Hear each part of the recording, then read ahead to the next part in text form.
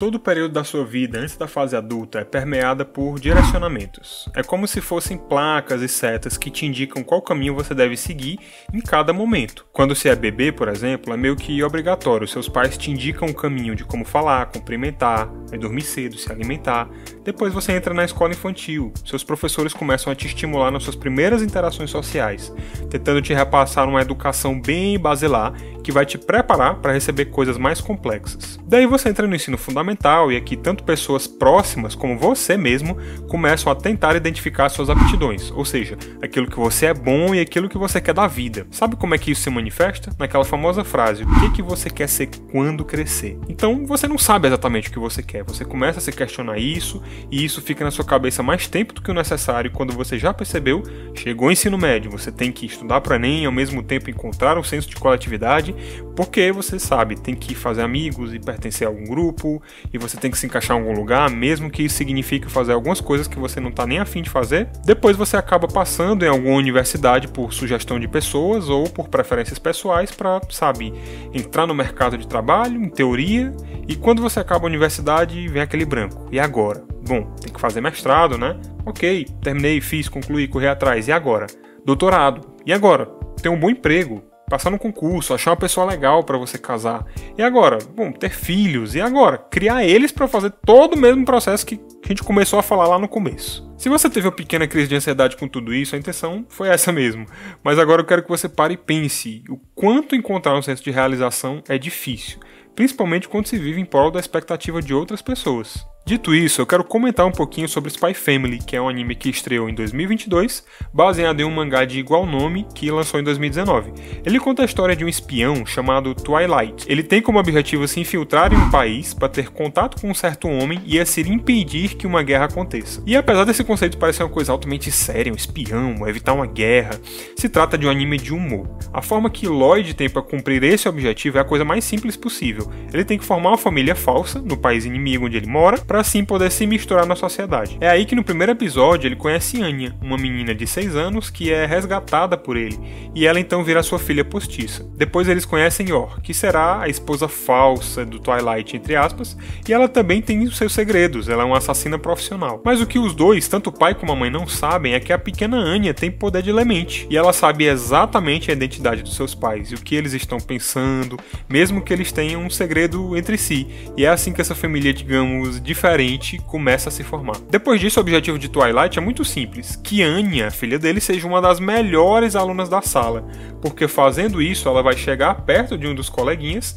que é justamente o filho do alvo, do cara que ele tá atrás esse tempo todo para evitar essa guerra. A maior parte do humor desse anime se baseia no fato de que Lloyd ele não consegue abandonar sua personalidade de espião, muitas vezes que é fria, racional, calculista, diante de situações cotidianas e sociais em que ele acaba pensando demais.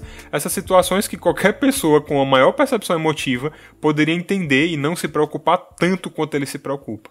Então aqui já fica uma observação que eu tenho em relação ao anime. É verdade que hoje a gente vive numa sociedade extremamente ansiosa.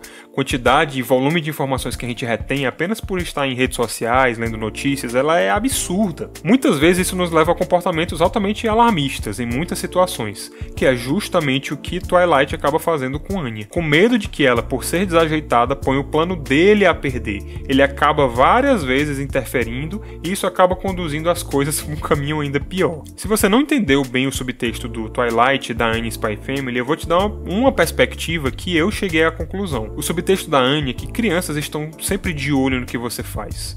Elas, como eu falei lá no início, estão começando a construir o seu pensamento social e, por mais que você não diga uma palavra, elas estão sempre ali te observando.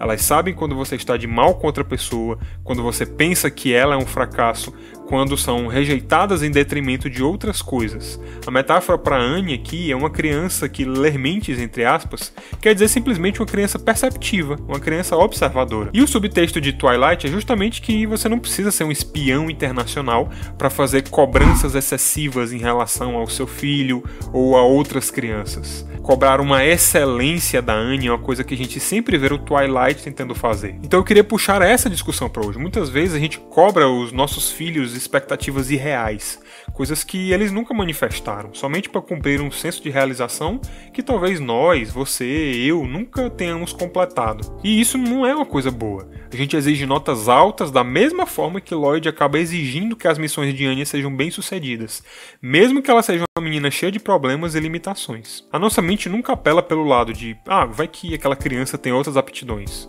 Muito pelo contrário, nossos comentários geralmente são até mais maldosos, dizendo que os filhos não fazem nada além de estudar, aquela criança não faz nada além de estudar. Como é que ela pode ser tão ruim? Como é que ela pode tirar notas baixas? E os outros tipos de inteligência? Isso aí é desculpa. A gente sempre acaba encontrando desvios para desumanizar os fracassos de crianças. E percebe que para fazer isso não precisa nem estar uma guerra em eminência. Quando a gente não faz isso com os nossos filhos, eu tenho certeza que você acaba olhando para os filhos de outras pessoas e tentando reproduzir o mesmo sentimento. Você já viu aquele pai e mãe no supermercado que o filho se joga no chão, começa a gritar, faz toda uma armação simplesmente porque quer alguma coisa ou fazendo birra?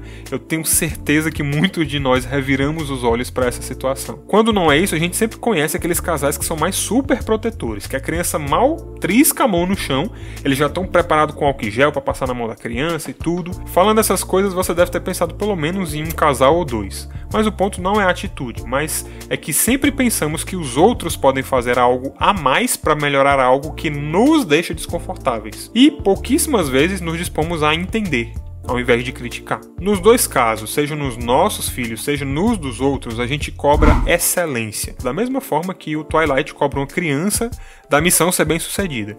E olha que o que está em jogo aqui nem é o destino do país, e ainda assim agimos até pior. Foi por isso que eu introduzi esse vídeo falando sobre todas as etapas da nossa vida. A gente sempre tem que estar constantemente fazendo alguma coisa. Nós temos que ser produtivos numa sociedade altamente competitiva. Então, quando eu falo aplicando especificamente a criança, se você é filho de uma pessoa carismática ou que é mais influente, tirar o paradigma de que você é filho de alguém é uma coisa muito mais difícil. Então, as pessoas se referem a você ou a outras pessoas como aquele ali é filho de fulano, é filho de cicrano. Caso não seja isso, se você veio de uma origem um pouco mais humilde, a expectativa, olha ela entrando aí de novo, é que você possa ser uma solução para o problema da sua família. Então você vai se esforçar ao máximo para dar o orgulho que os seus pais querem que você dê. Eles tentam redimir a sua casa através do seu esforço e da sua vontade. Então, tanto num caso como no outro, você não pode ser uma pessoa normal, você tem que ser mais do que aquilo. Eu consigo entender facilmente porque Spy Family explodiu em popularidade. É uma história altamente relacional.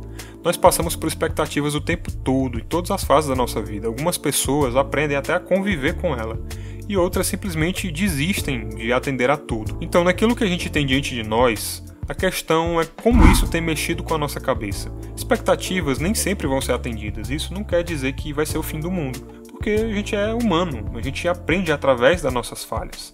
Os maiores sucessos públicos que esse mundo já viu são frutos de muitas falhas privadas que quase ninguém comenta. E aprendemos através de um processo pedagógico. Para fazer seus projetos de vida irem para frente, você vai errar, porque ninguém sabe de tudo. Mas o triste é que quando falamos em crianças, muitas vezes a gente cobra atitudes delas que não cobramos nem de adultos. Se você vive em queixas em relação a elas, talvez você deva mudar um pouco essa perspectiva. Tente entender de que os pais já estão se esforçando de formas que você não enxerga. E se elas forem próximas de você, tente ajudar da forma como você puder, se coloque à disposição. Faça a diferença num mundo em que é mais fácil reclamar do que fazer. Certamente você vai melhorar a vida das crianças que você tanto reclama e de quebra vai aprender a ter mais empatia. Ao longo do tempo, por mais que o Twilight comece a negar, ele está se ligando àquela nova família e se torna nítido que ele começa a desenvolver sentimentos por ela.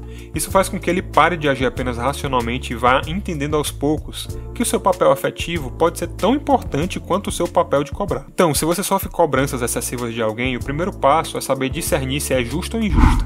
Muitas pessoas costumam manifestar cuidado através de cobrança, então tenta enxergar se aquela pessoa que está reclamando ou sugerindo quer ajudar você no que ela está dizendo. Se for uma coisa sem fundamento, vai caber a você reter aquilo que for bom, descartando aquilo que não for. O sentimento de pressão é sim forte, mas sabendo os seus pontos fortes, você vai conseguir se desenvolver ao ponto de andar por si só no rumo aos seus objetivos de forma mais proveitosa. Talvez, e só talvez, a solução não seja termos por perto certo um Twilight que tenta controlar todas as coisas, mas sim o Twilight do encerramento de Spy Family, numa música bem agradável onde um dia completamente normal está acontecendo. Eles estão juntos conversando, se divertindo, vivendo como uma família, aproveitando os momentos especiais.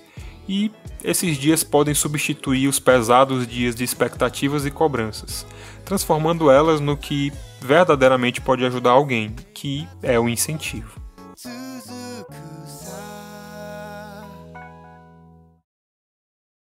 Sou Nicolas do canal Reformago. Se esse vídeo te fez pensar, deixa o seu gostei, e eu abri uma playlist de animes para pensar, onde fazemos essas reflexões em cima dessa mídia. O último foi sobre como podemos deixar o Goku morrer. Confere lá e eu vou ficando por aqui. Falou!